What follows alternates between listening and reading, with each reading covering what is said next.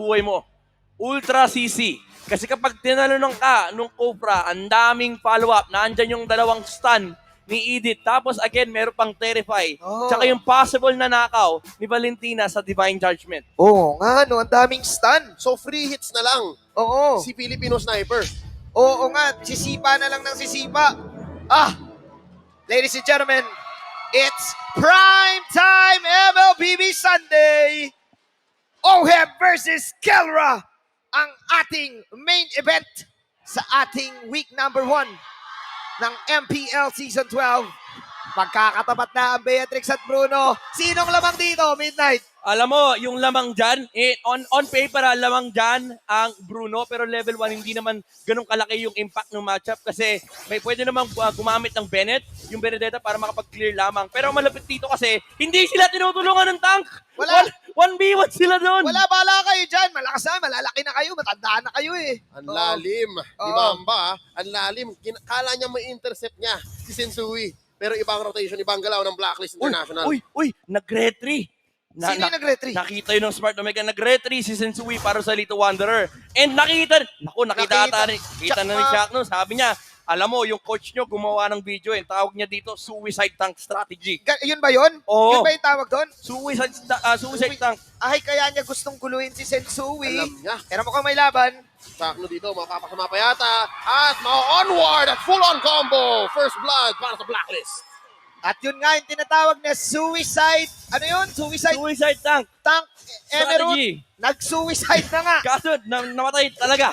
Namatay talaga. That is the first kill na magmumula sa Blacklist International. Pinanish si Chuck Mamba. Magandang umpisa para sa ng Blacklist para makapag-start dito sa may bandang turtle na sobrang halaga na. Sitsui Instincts ang nangyari doon. 500 gold ang lamang ng Blacklist International at karamihan ng aksyon ay nagaganap dito sa may taas, Oo. sa may turtle. Ibig sabihin nun, tahimik ang ating all-star rivalry sa baba. Oo nga eh. Yun yung maganda tignan eh, no? Kaya lang nga, sa meta natin ngayon, ngayon lang ulit ako nakakita ng Golden na pure 1v1. Teka lang, Rene J, mag-full on combo. Onward na naman mula kay Agent Zero. Babagsak ang jungler ng barangay. Andorio knocked out for now. Blacklist International. Unang turtle ang kanila. Unti-unting kumakanta at umi-intro ang The Hitman sa laban na to. Siyempre, alam mo naman, pag umi-intro na yan ng Agada Beaches sa Georgia, makakapag-set up talaga. Nice setup mula kay Ready J. With this, 2-0, hindi ganun kalaki ang kalamangan. Omega, mukhang mas kumakapit sila dito sa sustain type Angela Comp na kung saan pagkahila ng Kaja, lahat ibubuhos sa Beatrix. Yeah. Pero pwede rin ibuhos actually sa Pakito at Pwede sa talaga. Martis. Kasi marami sila magagamit dito pagdating ng mid-game. Pero that's just it. Kailangan nila maghintay pa ng mid-game. Kasi right now, yung utilization ng Kaja ay hindi ganun kataas dahil wala rin sila masyadong burst damage. Up until hindi pa umaalis up until sa time na umalis na si Kelra sa kanyang gold lane. So, kailangan talaga mag-relax ng Smart Omega and yun yung ina-abuse and mina-maximize ng Blacklist. Yung window na kung saan kayang-kaya nilang gamitin yung mga heroes nila to play aggressively. Nakita natin yun from Renji kanina. No hesitation pagtalo niya kay Martis. Ultimate kagad. Hindi talaga nag-hesitate si Renny J. Lahat, pasukin kung pasukin. Meanwhile, susubukan niyang tulungan si OM sa bottom lane. Pero hindi sila dediretso.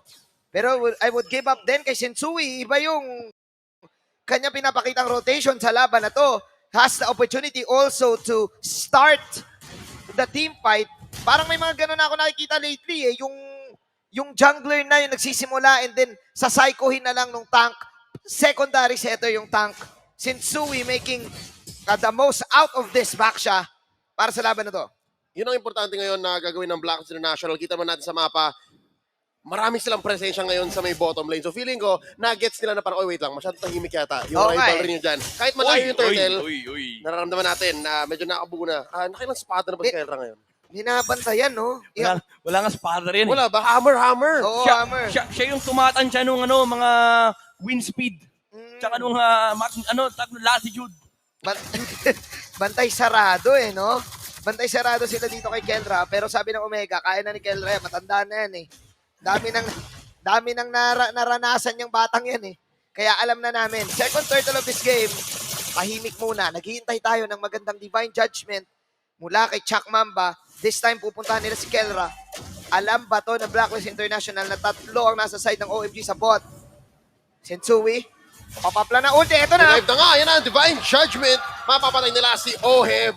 But at what cost? Nasimula na nga yata ang turtle fight dito sa may bandang itaas. Ryota tatawid ng river. Renajay masaspot out dito ni Chaknu. Sensui makakascore. May shield, may damage. The Hitman comes in. There's the ult. Kelra, mapapabagsak muna ang Torres sa may bandang baba. Renajay, ninakaut ang boksingero na si Ryota. Chaknu, boy pa ba makapag-sustain with the lightning bombs?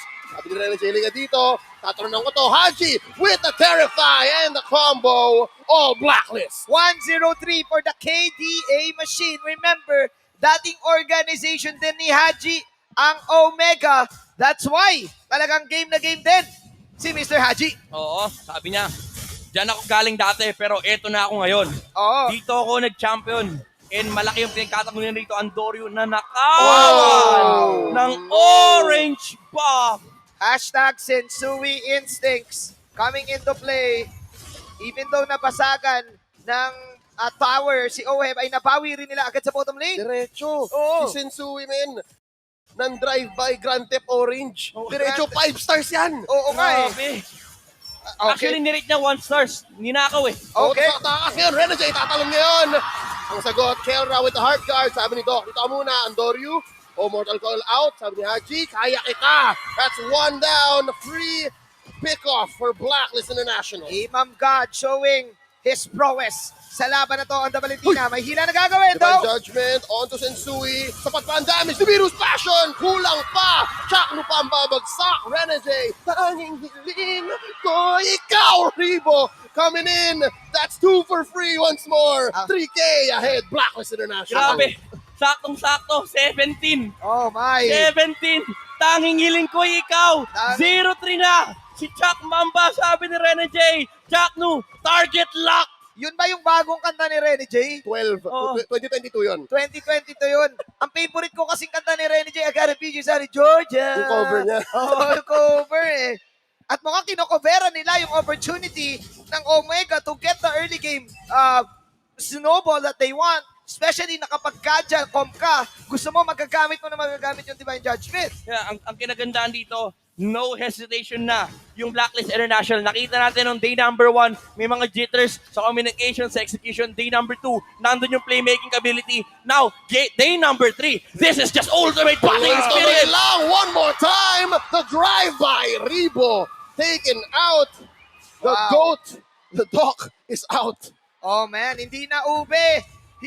Action Jackson type blacklist na ang ating nakikita against the Barangay. Medyo medyo kakaiba kasi parang yung healing galing type nasa Omega naman with the Angela ni Doc Ribo. Naging Ube Express. Naging Ube Express. So, Oh. this is clearly blacklist leading the first 8 minutes of this game. Kopya. Walang traffic dito. Oh, nakita namin, try-by ka lang. Sensui, masok ka dyan. Eagle 1, Jensui, try by lang. Yung Omega kasi, ang mahirap dito, nice one baby lang eh. Oo nga eh, parang masyado sila umaasa sa Divine Judgment eh. No? Oo. Oh! Oy, wait lang. Isa pa. Walang pigil dito. Ang aksyon. Kelra, masasave siya dito. Ang shutdown. Onto Rene J. Pero papabagsakin ito ni Sensui with the police stance mag-survive sa likod ng tier 2 sa may baba. At makapush pa nga with Oheb. Kicking balls. Okay, Blacklist taking the tower down once again. Iba ang ginagawa ni Sensui plus Edward plus Rene J na humaharap ngayon sa kupunan ng Omega. Mind you, Midnight, si Sensui ay kamuntika na ring maging part ng Omega squad. Kung alam nyo. Kung alam nyo, nung around Juicy Legends Games, ay alam ko nandun siya sa Omega eh. Tapos yun, biglang nandito na siya sa squad ng Blacklist. Ito yung, kumbaga, naging trajectory nung fate ni Sensui. And now, he's up against a team na muntik pa nga. And Blacklist International, gusto ko lang sabihin dito, yung Rene G connection. Rene G? Yung Rene G, yung Bataan Boys din. Ay. Grabe yung connection nila dito for Blacklist Okay. International. Nakita natin kanina yung commitment ni Rene J. Basta matalon ako si Keldra kahit mahila ako, gawin nyo na lahat ng gusto nyo gawin. Kasi kung ako lang yung mamamatay, okay lang. Nakita natin kanina si Oheb, nagtatrabaho lang. Oo nga, sumisipa-sipa lang sa gilid eh. Nag-summer camp Nag-summer camp si OM ng eh. football. Oo eh, no, nag-football talaga eh. Oo. Nag-football talaga. Ang masasabi ko lang is, alam ng Blacklist na kailangan nila tapusin to na maaga. Alam nila na merong late game potential ang side ng Omega. And you don't give that to Omega. Yung mga late game situations, yung mga full item situations, because they can definitely outplay you dahil din sa micro na galawan nila. Remember, meron pa silang pakito. May damage output na to sa late game. Diyan papasok yung Omega timers. Yeah. Nasa DNA ng barangay yan. Pero tama ka man din nasa draft din. Kasi itong Blacklist, nabanggit ni kanina, one track mind nito. Tunnel vision to. All on OHEB. Oo, ganun na nga eh. Pero do take note, may damage output pa rin. Ang Bruno kanina, nagla-live update si Oheb, nag-i-status yan. Oh guys, per hit ko, 1.8k. Sakit yan. 1.8k per hit. 4K likes. 4k likes. So 1.8K, 800 shares. 800 shares. Sakit niyan, lalo na naka-has close priority item. Grabe, no? May life steal pa. Imagine mo, hindi lang yung kanta ni Renegade yung humihits. Oo. Pati yung mga Si- bola ni Oheb. si Oheb it din. hits. Summer camp na nga, Sa- concert pa. Sponsored pa. Grabe. So ibibigay ng Omega itong Lord ng Libre para sa side ng Blacklist International. Magde-decide silang depensahan na lang ang Lord na ito. Panis. At Panis. gano'n lang kabilis yun. Ganun lang. Focus na focus si Renegade, kanya yung Lord. Oh, galing. Hitman talaga. Oh, siya lang ata tank na may stats ngayon sa S12 na may Lord secured. Parang dapat kay Renegade yung mga tank talaga na balugbugan no? Hindi nga eh. Ay, hindi nga nga. yan eh. Ang pinapatunayan nga niya, lalo dito kay Chakno, hindi lang ito yung hero pool ko. Oo, marami pa. Ang malupit dito, first time nila makikita na roam to roam, ang gawit pa ni Rene J, Cupra. yung main hero ni Chuck Mamba. Kung saan siya nakilala. Doon siya nakilala eh. The Mamba versus the Bomb. Alright. 16K ang buhay ng Lord this time na bumababa. 2 to 9. Ryota. Ay, nako, siya ata target dito. Hinahunting ng Blacklist. Eyes on him. Naka-check naman si Doc Ribo. Ang lalim niya. Hahanapin pa ba siya ng Blacklist? I think Mukhang hindi the na. chase up. Tapos na, okay na. Oo. Minsan mag-commit. Uy, Sabi siya ni, okay. Sabi ni OF, dito na lang ako. Okay na, okay na. Kalma lang. Disiplina. Grabe yung lineup pala ng magkabilang side. Medyo sports fest. May boxing, may boxing, football. may football, may track and field. Okay. Take note na Ay, may nag-stretching. Guys, take note winter truncheon para kay KDA machine. So, Okay, ang taas ng capability of outplay this time. Kahit siya pwede na mag-dive. Oo. Ayan na, nakita natin yung mga items. Again, may COD, may lightning truncheon, meron pang winter truncheon, and naka-rapid boots pa nga si Haji rito, just making sure na kapag natalian siya nung Angela, ay hindi siya basta-basta, reduced yung slow. Pati na rin yung kanyang movement speed ay mas mataas kapag walang tumitira sa kanya. And ito yung gusto kasi ng Blacklist International. They want to be able to close the gap always versus Smart Omega. Oo eh. Kinausap ko rin si Haji kahapon, parang may gigil siya eh. Gigil siya manalo eh. Parang sinabi niya, di, bawal kami matalo dun. Ganyan sinabi niya, bawal kami matalo dun. Kailangan manalo kami dun. Oh. Kaya ganito yung laruan niya. And kapag binigay mo kay Haji yung ganitong snowball, kaya nga siya babansag ang KDA machine kasi alam niya kung kailan yung kill potential eh. Yep. Ganun yung strength ni Haji eh. Kahit di nga natin kailangan mag-explain eh. At mo lang yung kill niya tsaka assist niya eh. Tapos tingnan mo yung yung kills ng Blacklist. Oo. Nakawala si Eduardo. Kamunti ka na. Akala ng Omega, yun na yun. Oo. Nag-commit sila. Chaknu, use the flicker. Pero napilit din naman si Edward na mag-ult. Uy. At Okay. mag-flicker. Masa-spot dito ni Sensui. Kiandorio, Mortal Coil out. Ang ult. Ang Beatrix, Kelra going in. Poison's force out of Sensui. Grabe! Engage! Oheb! Konting sipa na lang. Iframes ng Martis ang bumuhay kay Andorio. Buti na lang hindi sniper si OF doon. Siguro nag-snipe na rin siya noon kung Beatrix siya. Pero buti na lang kamo, isa siyang Bruno. 2 to 9. Nakakatakot yon para sa side ng Omega. Kasi nakita ng Blacklist na nag-commit sila kay Edward. Kaya pinilit talaga ni Sensui. Pinilit niya si Andorio. But good thing, nabuhay ang Omega sa engagement na yon. Grabe, sobrang sakit na tayo ganung crit damage ni Oheb. Holy crit. Holy. Yung nakikita natin dito. Si from the Krinitan. Bruno. Si Krinitan talaga. Oo.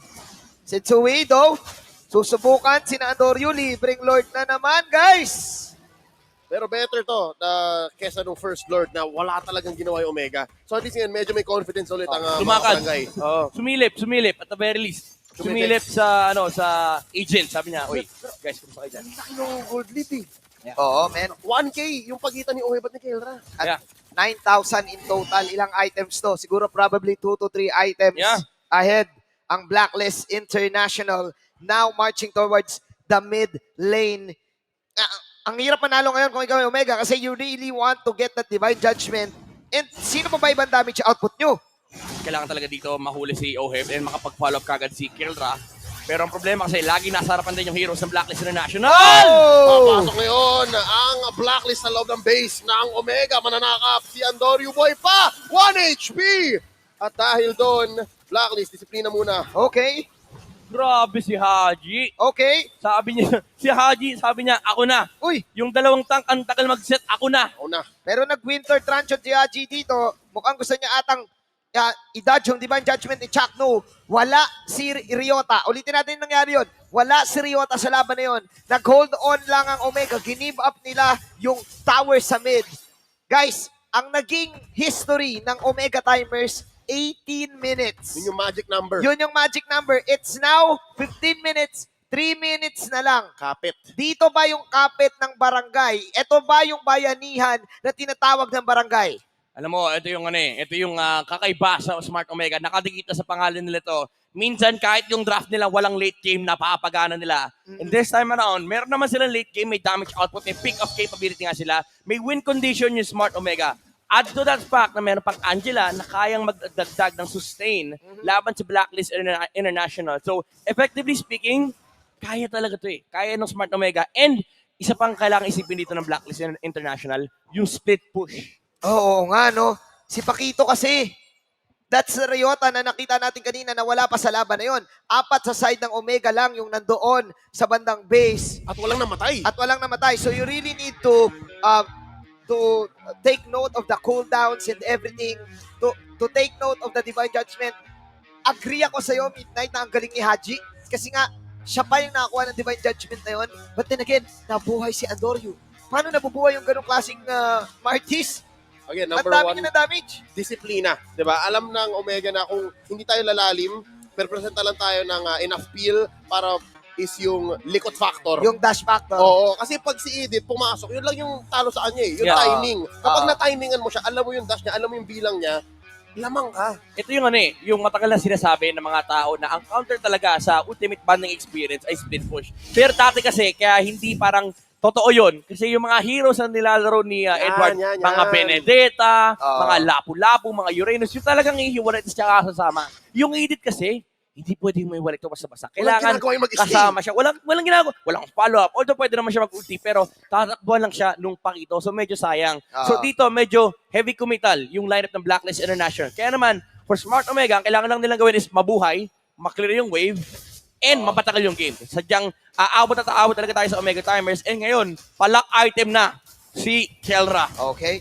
Speaking of Edward, babanatan-atan nila si Ryota dito. Ryota! Oh! Nakatalon si The Hitman, and that's all she wrote. Finally, ilang minutes lang hinabol si Ryota. Nakakailan na yun eh. Sa pang ilang attempt, I think that was the 3rd attempt para kay Boy Kulot and Atoy R. Atoy R falling down. It's crucial death though. I-give up na naman ng Omega. I-give up na naman nila ang Lord na to. Yeah. That was very crucial. 20 seconds para kay Atoy R. Tama lang naman, bilang general ng ng Atoy Army, At Army. yun lang talagang kaya niyang gawin eh. Oo. And medyo buy time na lang din eh. Counter, 1 minute na lang. 1 Oo. minute na lang bago pa mag-Omega Timers. Kumbaga, sinasabi ni Atoy R dito, uy, teka, namatay ako. 15-30, okay lang. Sige, pasok Pasok, pa yan. pasok. 1 minuto na lang. Doc, 1 minuto na lang. Oo, Doc. Oh my. Kakaibang insurance policy ang gustong iatid ng Omega sa laban na to against Blacklist International. Talagang waiting until the end. Protektodo ka talaga. Parang FWD life insurance lang. Yun ang Oo. nakita natin kanina doon sa items, Ayan item builds. Ayan o, yung mga pakpak, yung mga immortality literal na life insurance. Oo. May, Men, may pangalawang buhay, si Edward, si O'Hare, at si Rene J. Midnight, sorry to cut you off ha. 30 seconds is the Omega Timers. Is it enough? Is it enough? Well, may Lord ang Blacklist, titignan natin. Kung malampasan nila tong Lord na to, madepensa nila online ng Omega Timers. Nandito na sa loob ng base ng Blacklist International. Lord 20. at half health. Bottom lane na magiging target ng Blacklist. 10k gold din ang lamang. Pero yun na nga, natunaw Okay. ng Omega. Mga kabarangay, rejoice! Okay, mukhang may meeting de avance na. 5, 4, 4, 3, 3, 2, 1. 1. Alright, eto na ba yun?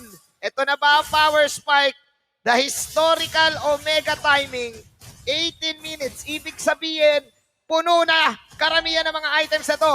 Look at that FWD life insurance item builds. Malapit na tayo doon sa point na magmamax out na ang Blacklist International pero hindi rin naman nalalayo ang Smart Omega. Kahit sabihin natin 45K, in general terms, 60K gold yung tinitignan natin. Pero para for Smart Omega, hindi naman kasi ganun kailangan kalaki yung gold ni Chuck, no, pati na rin ni Rebo. Kasi ang kailangan lang nilang gawin is yung Angela makapagpatong ng Heart Guard and si Chuck no makagamit ng Divine Judgment. Ang kailangan ng maraming gold talaga dito is si Kelra, si Ryota, pati na rin si Andoryu. And even if you say that, full build na yung mga yun. Full build na si Kelra. Pang-buy and sell lang naman ang kailangan mo. Oh, yun na yun. Parang ipon lang bayan sila. Oo, Yun yung yung mga- sinasabi. Yung mga ultra fast na switch Oh. item no? Look at the faces of both of these teams, kung Ito. gaano sila kaseryoso. Mararamdaman mo by just looking at their face cams how much, kung gaano kalalim ang ibig sabihin ng game na to. Game number 1, ang usually nagbibigay ng momentum para sa'yo. This is another Ay, wow. Lord. No retry, no retry. No retry. No look pa. No look pa. Libreng Lord ba to? Libreng Lord ba to? 20 seconds. Patiently naghihintay ang Blacklist International. Nako, dalawa na yung pakpak ni Chuck, no? Usually, kapag nakikita natin si Chuck Mamba, ito yung talagang nagsaseta siya, wala na siyang pake. Kahit ibigay niya yung buhay niya, basta mahanap niya yung tamang target. May insurance din naman kasi siya with the immortality. Pero ang kailangan nilang isipin dito is abot pa nila si Oheb with the protection and layering na ginagawa ng Blacklist International. Immortality na rin si Oheb. Mr. Kel 1. 2, 1, and 3. For this Bruno, nag-debate lang muna si Sensui ng Lord. Sensui ay nakilala para sa kanyang mga retributions at mukhang ito ang kanyang pinakamatinding ambag para sa side ng Blacklist International besides the zone.